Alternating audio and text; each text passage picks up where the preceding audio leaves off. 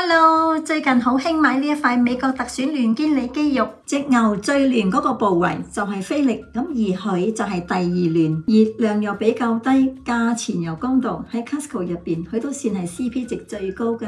而家點會有又平又靚嘅嘢㗎？冇錯啦，平就係平啦，但係靚就唔多靚，佢入邊有好多筋㗎。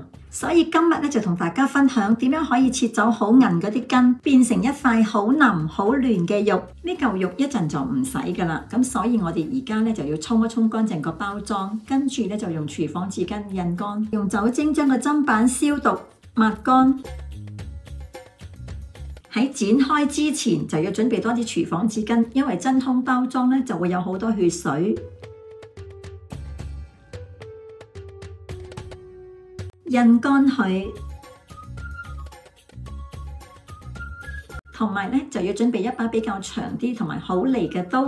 嗱，呢塊咧就係筋膜啦，我哋要將佢切出嚟，把刀要盡量向前切，咁樣先至比較安全。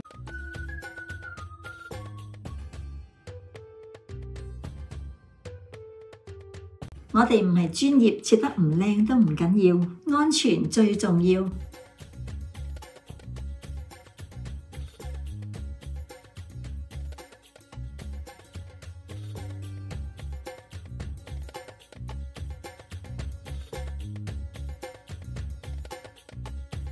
反過嚟呢邊，好明顯見到成塊都係油，要將佢哋全部切晒出嚟，要揸實把刀。所以我哋揸刀呢隻手咧，就唔好掂到啲油啊、啲肉啊。如果唔係好滑咧，就好危險㗎。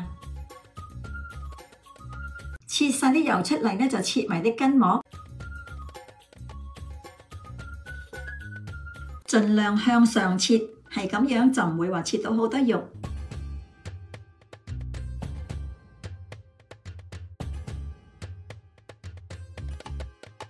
盡量將啲筋切出嚟，因為佢好硬，所以一定要將佢切出嚟。食嗰陣時候真係差好多㗎。呢一塊就好似牛展咁樣，又有筋又有肉。而家我哋將佢切出嚟先。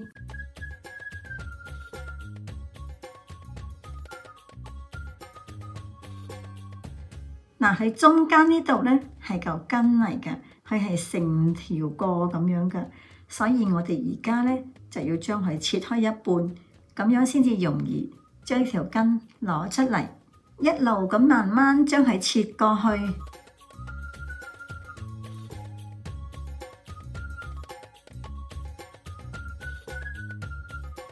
而家咁樣先至好容易將啲筋切出嚟。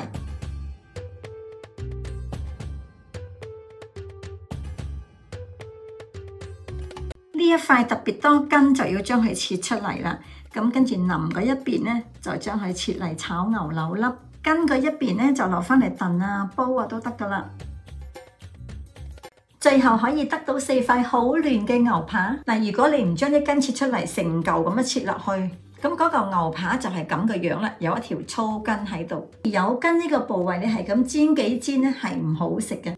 一定係要有啲時間煲佢先至 OK 㗎。分好出嚟啦，牛扒咧就有800克，而牛柳粒咧就有283。筋帶肉呢個部分就最多啦，有982。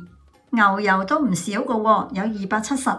切咗咁耐，係時候要煎嚟食啦喂。首先咧就要兩邊都要俾少少油嚟幫佢按按摩。如果塊牛扒喺雪櫃攞出嚟就唔好即刻煎住咯喎，俾佢回一回溫。跟住咧就用翻頭先佢嗰啲牛油。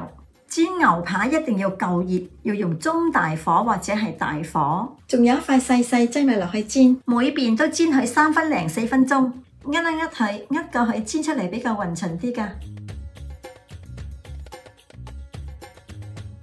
煎好咗就唔好即刻切喎，俾佢休息10分鐘。用翼紋嚟切。